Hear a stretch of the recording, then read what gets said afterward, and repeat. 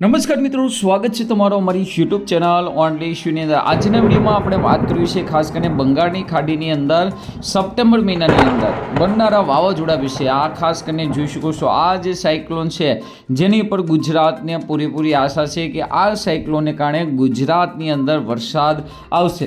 તો આ સાયક્લોન છે એ તમે મિત્રો અહીં લાઈવ પણ ટ્રેક કરી શકો છો, કારણ કે આ સાયક્લોન છે એ રાજસ્થાન સહિત મિત્રો ઉત્તર મધ્ય દક્ષિણ ગુજરાતમાં પણ મિત્રો અસર પહોંચાડવાનું છે। સાથે સાથે દક્ષિણ સૌરાષ્ટ્રના ભાગોમાં પણ આ સાયક્લોનની પૂરેપૂરી અસર રહેવાની છે। જો કે આ સાયક્લોન છે પૂરેપૂરું મિત્રો ગુજરાત સુધી પહોંચે, એટલે કે હવાનું હળવું દબાણ છે એ ગુજરાત સુધી પહોંચે તેવી શક્યતા લાગતી નથી, પરંતુ તેને કારણે આવેલો ભેજને કારણે ગુજરાતની અંદર ઘણા વિસ્તારોની અંદર વરસાદનો રાઉન્ડ આવશે।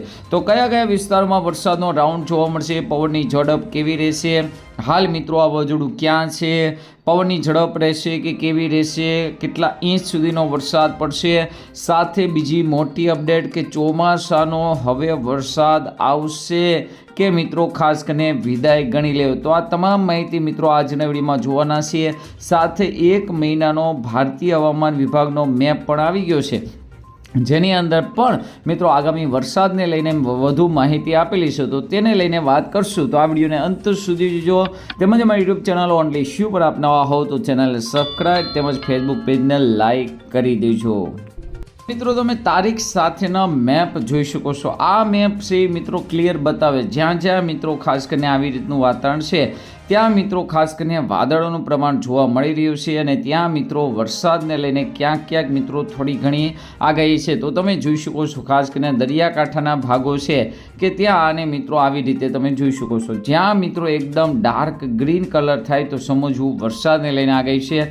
28 તારીખે પણ મિત્રો ક્યાંય વરસાદને લઈને આગાહી નથી। 29 તારીખનો મેપ જોઈ શકો છો, 29 તારીખે નથી મિત્રો, ક્યાંક ક્યાંક મિત્રો ઝરમર વરસાદ અને ક્યાંક મિત્રો ખાસ કરીને પસેડીવા છાંટા છે જોવા મળી શકે છે। બાકી મિત્રો આ મહિનાના એન્ડ સુધી કોઈ વરસાદની આગાહી દેખાતી નથી। ધીમે ધીમે 1 તારીખની આસપાસ થોડી ઘણી મિત્રો આગાહી દેખાવામાં આવી રહી છે। થોડીક વહેલી સવારે પણ મિત્રો ગુજરાતની અંદર જુદા જુદા વિસ્તારોની અંદર છાંટા પડવાના અહેવાલ જોવા મળી રહ્યા છે। બાકી મિત્રો બપોર પછી જોવા જઈએ તો ક્યાંય હજી 1 તારીખે પણ વરસાદની આગાહી નથી। 2 તારીખથી ધીમે ધીમે વરસાદની આગાહી છે એ શરૂ થઈ જાય છે, કારણ કે તમે જોઈ શકો થોડોક ઘાટો ભાગ છે જોવા મળી રહ્યો છે। ત્યારબાદ મિત્રો આપણે પવનની ઝડપ પણ જોશું।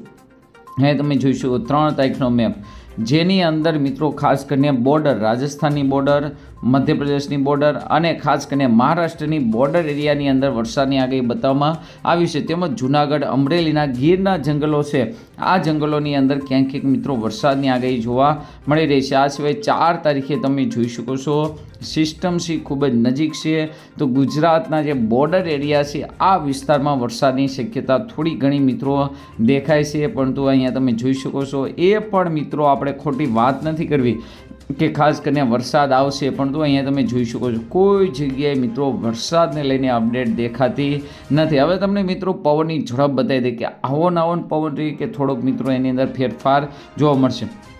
તો 28 તારીખનો મેપ છે અને તમે જોઈ શકો છો કચ્છની અંદર તો ભૂક્કા કાઢી નાખી તેવો પવન, અને દક્ષિણ ગુજરાતમાં સુરત સહિતના વિસ્તારોમાં પણ ખૂબ જ તેજ પવન ફૂંકાઈ રહ્યો છે। પવન પડે તો વરસાદની આગાહી છે, પરંતુ અહીંયા તમે જોઈ શકો છો જેમ જેમ સાંજ પડતું જાય તેમ તેમ પવનની ઝડપ અને આંચકા પણ વધતા જાય છે, અને અહીંયા તમે જોઈ શકો છો કે ખાસ કરીને 30 તારીખે તો 31 તારીખે તો પવનની ઝડપ મિત્રો ભૂક્કા કાઢી રહી છે।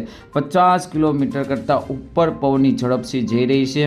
તો તેને લઈને જ મિત્રો ખાસ કરીને જે સિસ્ટમ બનાડી છે આ સિસ્ટમ જોવા ન મળે, પરંતુ 2 તારીખથી અહીંયા થોડોક ફેરફાર દેખાઈ રહ્યો છે। 2 તારીખથી તમે અહીં જોઈ શકો છો કે જે પવનની દિશા હતી તે ઘટી અને મિત્રો ખાસ કરીને એકદમ નોર્મલ પોઝિશન ઉપર આવી જાય છે।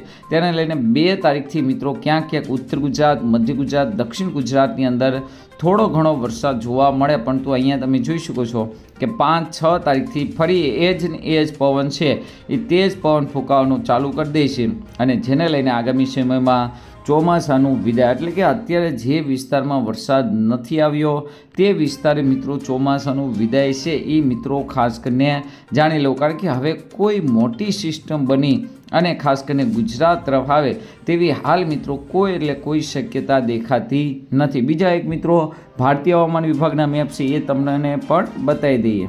મિત્રો છે વીકલી મેપ જે દર અઠવાડિયે બહાર પડતા હોય, જેમાં 27 તારીખથી લઈને 3 સપ્ટેમ્બર સુધીની આગાહી છે. જેમની અંદર તમે જોઈ શકો ગુજરાતની અંદર એકદમ થોડું ફક, એટલે કે ગુજરાતની અંદર આગામી 1 અઠવાડિયું સુધી આ વિસ્તારમાં ક્યાંય વરસાદને લઈને આગાહી નથી. આ જૂનાગઢ કીધું, દક્ષિણ ગુજરાત છે, મધ્ય ગુજરાતમાં દાહોદ, ગોધરા, છોટાઉદેપુર છે. આની અંદર ક્યાંક મિત્રો એકાદું ઝાપટું આવી શકે, બાકી બહુ મોટી શક્યતા નથી.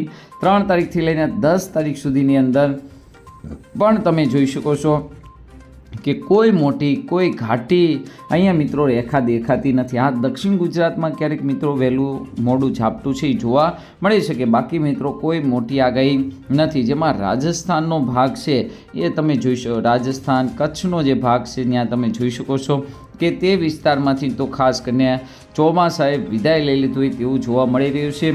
17 સપ્ટેમ્બરથી 24 સપ્ટેમ્બર ખાસ કરીને અરબી સમુદ્રમાં થોડીક મિત્રો મોટી હલચલ શરૂ થઈ છે, તો તેની હિસાબે થોડુંક લેવલ વધી શકે છે અને ક્યાંક મિત્રો સારા ઝાપટા જોવા મળી શકે છે.